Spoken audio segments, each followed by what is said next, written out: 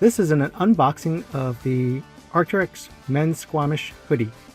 It's a 100% nylon Tiono 30 Denier shell with DWR treatment.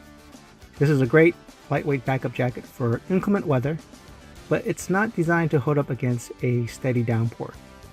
So basically, it'll keep you relatively dry in a light mist or rain, but the material is not waterproof during heavy rain.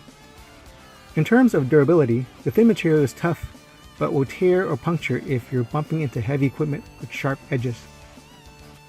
Now from the front, it's got a soft hood brim with an adjustable hood drawcord to pull in for a snug fit.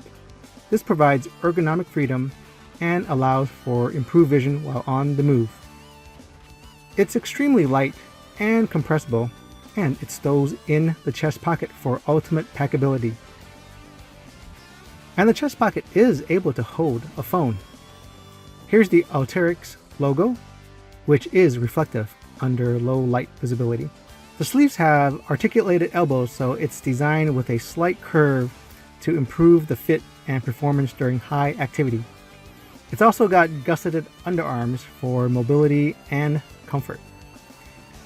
It's a full front zip with micro-corded zipper pulls for ease of use, and at the bottom it's also got a drop back hem with an adjustable hem cord.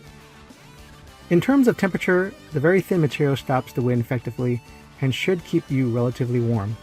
The drawstring waist and Velcro wrist help prevent wind from getting in, and it's designed for a snug, trim fit. In terms of movement, it's not stretchy, but the thin design of the sleeves and hood allow for a great range of motion. This is a great fitting windbreaker. It's comfortable, amazingly packable, and can be used in a variety of situations. Thanks for watching.